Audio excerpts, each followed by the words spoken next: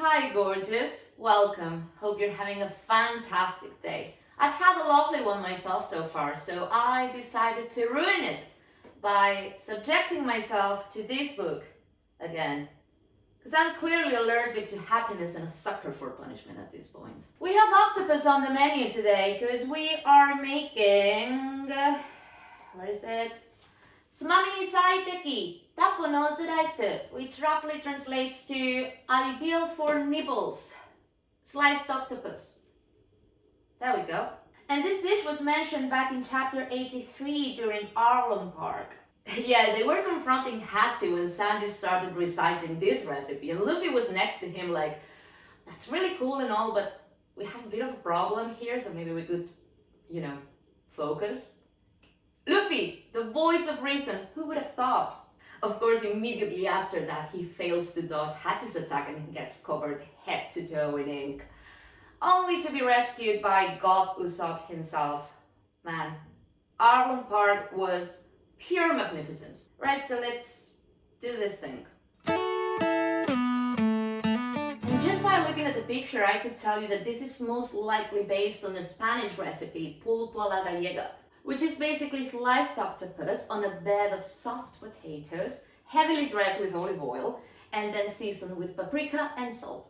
I see no potatoes in the picture, which is already disappointing, but to be fair, I have seen this dish without potatoes, so I will let that slide. What I cannot forgive is, you know what, I'm getting ahead of myself, let's just check the ingredients and you will understand. Sanji recipe, sanmi ga kiita taco no tsumami. Zairyo, 4人分. Taco, octopus, tamanegi. Why? It has absolutely no business here. Look, I would gladly cry you all 1,000 rivers again cutting an onion, but not if it makes no sense, which it doesn't. So, I must save my tears for another time. I refuse. No onion. What else? Salt. Vinegar. You know what? We're just making pulpo a la gallega the way it's supposed to be made, so... Potatoes are back on the ingredient list.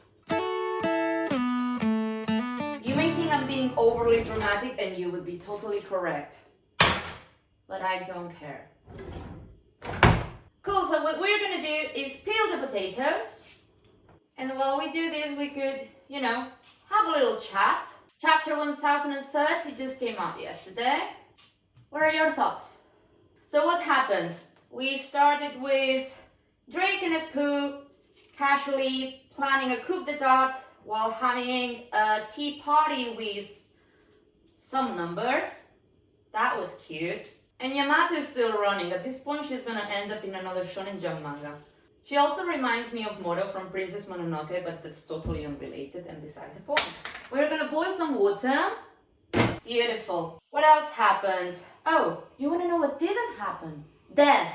Death didn't happen because everybody's fucking alive and I am so over this shit. It's a war. People should die. Otherwise we don't feel like anything is at stake. I saw it in a comment yesterday, like, this is gonna be the only shonen manga war where nobody dies. And fucking hell, it's true. Okay, we're gonna aggressively slice the potatoes. And I say aggressively because I'm mad now. So yeah, Orochi's alive, but we knew that. Annoyingly enough. But so is Kanjuro, and so is Kinemon, and so is everybody. So yeah, we have Kanjuro being all artsy, conjuring demons, and Orochi having a very Cersei Lannister moment, just attempting to blow up Onigashima. Except there's no wildfire here, just explosives. Well, this is done. What else? We could leave this like this. There are no rules to how the potatoes should be cut, to be honest. But I'm gonna cut them smaller, so I'm gonna do halves. And then there's Kinemon having a little Punk Hazard moment, just having his lower body running around the place, probably flashing his junk to everyone. And then we have Kid and Law just becoming the best of friends, bonding over awakened devil fruit while beating up a single mother of 85. That's what you do. Okay, potatoes are cooking. Still great chapter, let's just see what happens on the next one. Hopefully some development in Sanji's storyline, which I think is just brilliant at the moment. I really want to know whether his emotions are going to take a hit or not, because that would be a delight to watch. Obviously I want him to get them back at the end of the day, but oh my god, what a journey that would be. Also, I want to see some roof action, and we haven't checked in on Kaido and Luffy for a while, so... Cool, so, we need to boil these two for a few minutes. So we're gonna do that. Oi, oi, oi. Cool, so that's doing its thing, so I'll see you in 5 minutes. Right, so the potatoes are ready and very hot, so I'm not gonna touch them with my hands. I do need to arrange them, so that's what these babies are gonna be for. Pulpo la gallega is usually served in a wooden plate, which I don't have. So I'm gonna use this thing because it looks nice, and that's the only thing I have. So we're gonna arrange the potatoes one by one because I don't want to touch them, which I'm just realizing that it's going to be a very long process. One broke. They're so soft, it's a miracle they don't crumble when I pick them up. Squid Game 2, you have a new game. Something like this. And now we will layer the octopus on top, which should be done by now. Before cutting the octopus, we are going to add some olive oil to the potatoes here, as well as salt. Now I'm using table salt now. I wish I had kosher, but I don't. And now we're going to see if we die touching it. No? Okay, cool. So we cut it now. No, actually it's very hot. You can cut it as thick or thin as you like.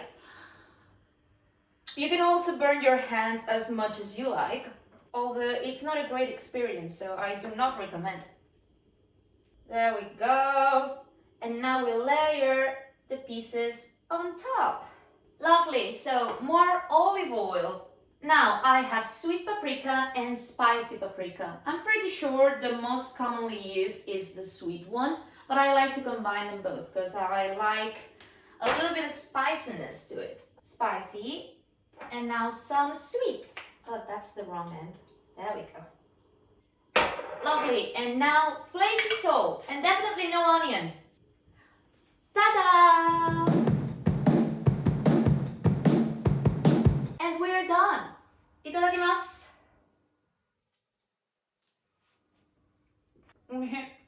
Oh, this is so good. You should really try this. It's amazing. Lovely, so that's it for today. I know this was a rather unconventional Cooking with Sanji episode since we did not cook with him because I kicked the book to the curb. But I hope you had a great time all the same, and I will see you on the next one.